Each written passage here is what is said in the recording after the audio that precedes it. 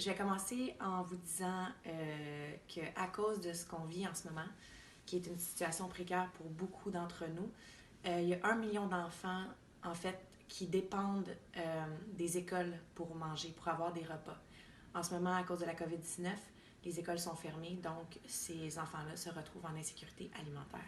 Je sais que c'est une période difficile, mais chaque petit don compte.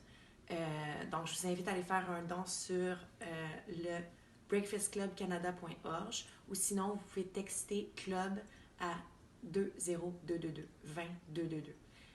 Puis comme je vous dis, chaque petit don, même si c'est juste 5 ben, ça peut faire en sorte qu'un enfant va manger. Alors voilà, je vous invite vraiment à le faire.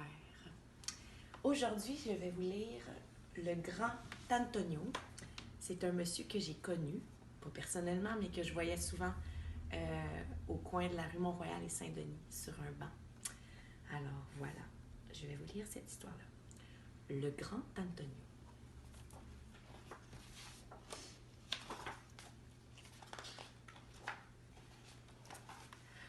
Antonio Baricevic est un très gros bébé.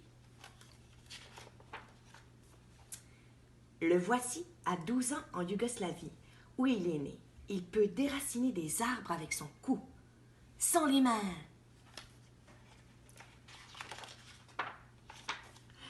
On ne sait rien d'autre sur son enfance. Peut-être que ses parents sont des bûcherons géants. Oh, ça, c'est ses parents. Ou peut-être qu'il est venu d'une autre planète, qu'il a été élevé par des ours. À 20 ans, Antonio arrive au Canada par bateau. Il est immense et très très fort. Il mesure 1,93 m. Les vêtements d'Antonio, sa chemise, tu pourrais découper un parachute dedans. Ses chaussures, un chat adulte pourrait s'y coucher. Oui, mais ouf, quelle odeur! Son pantalon, assez grand pour 2 mini Antonio. Il pèse 210 kilos. C'est lourd comme un cheval. Ben quoi, c'est pas si lourd. Ici, on a le cheval qui se pèse. Le grand Antonio aime montrer sa force. Ici, il tire un train de 443 tonnes sur une distance de 20 mètres. C'est le record du monde.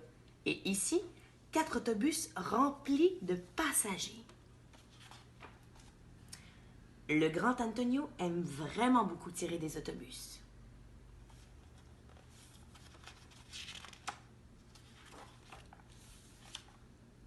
Il tire les autobus avec ses cheveux.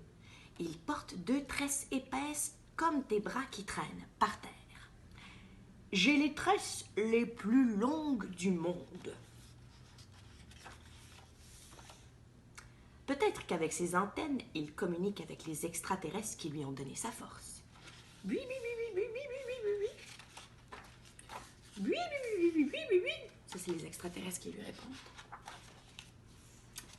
Le voici en train de soulever d'un seul bras une douzaine d'hommes suspendus à un poteau téléphonique.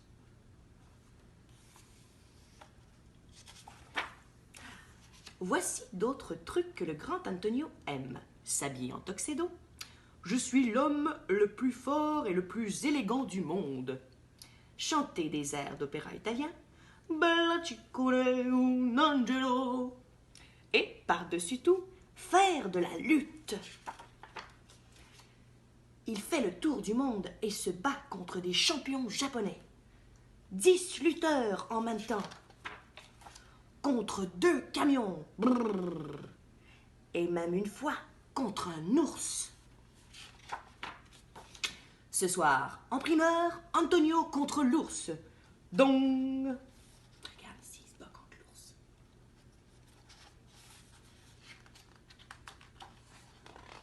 Oh, on a un petit problème de page. Chez lui, Antonio dort par terre. Il n'aime pas les lits. Il a peut-être peur de les briser.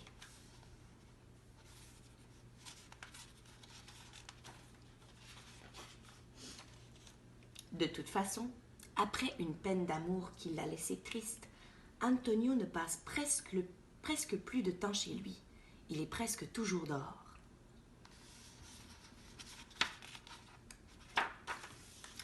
Il a son bureau dans un restaurant de beignes. C'est le seul endroit où on peut le joindre. « Monsieur Grand Antonio, c'est pour vous, au téléphone. »